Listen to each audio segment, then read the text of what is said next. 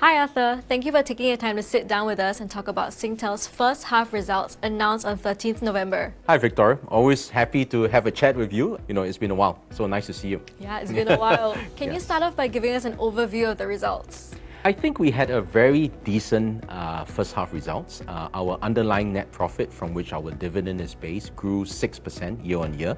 And that is despite all the currency headwinds that we are seeing. So on a constant currency basis, it actually went up 9% year on year. So a very respectable set of results. What is worth calling out is also the fantastic performance of some of our opcos, particularly Optus and NCS. So Optus, as you know, our Australian business, has performed 58% increase in the EBIT year on year. NCS has shown a 40% increase in EBIT. So a huge shout out to these two opcos. I think it's really executing to the plan. Optus, they really turn around the enterprise business very strongly.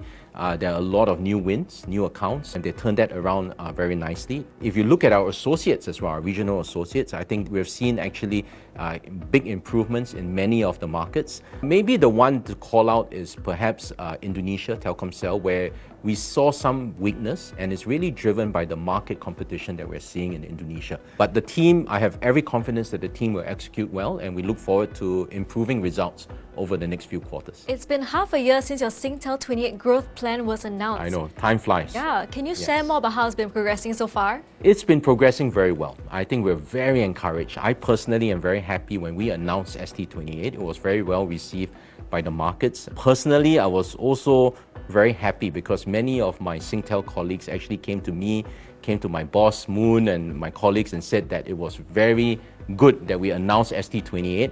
I think the overall reception was very positive. I think what is important is we continue ST28, right? As you know, ST28 is really focusing on lifting operating performance as well as active capital management. So it's a two-pronged strategy.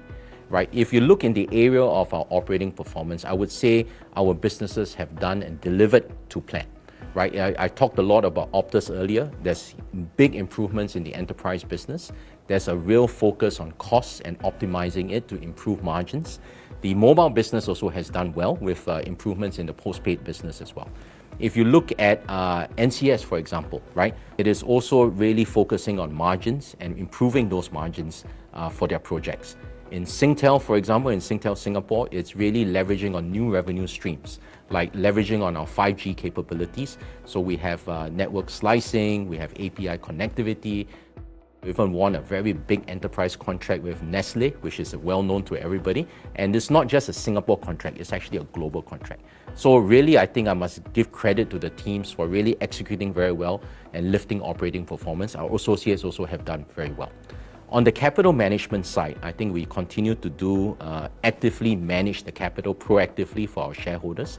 And a big call out is really our Thai business, AIS and InTouch. We announced the amalgamation between InTouch and Gulf Energy, and this was very well received by the market.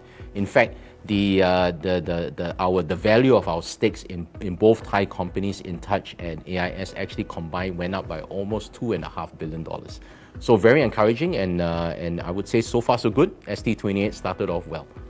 Ordinary dividends have increased 35%. Is there more room for dividends to increase further going down the line?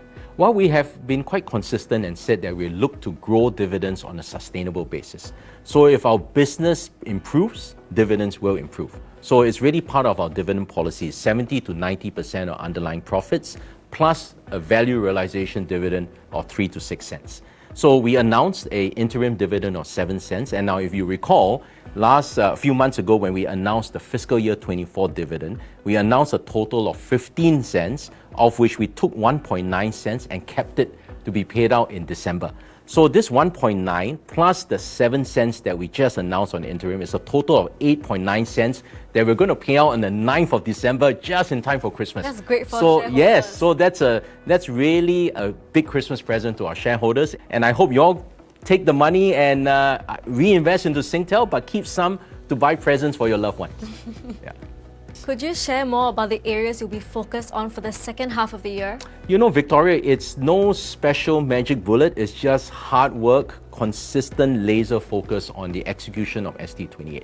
all our businesses need to fire up and continue to fire up. We need to manage our capital effectively. There are a few projects that are brewing in the second half, and I'm pretty excited because I hope to be able to execute on a few of them and be able to recycle capital and bring back capital, and then we can pay a very decent dividend, a full year dividend to our shareholders. It looks like the Singtel 28 strategy is taking shape very nicely. Thank you, Arthur. I think fingers crossed, right? It's a great team effort, but really thank you to all the shareholders for your support. We continue to want to do better for all of you, and it's really nice to see you, Victoria. Look forward to our next session. Thank you. Look forward to it too. Thank you. Thank you.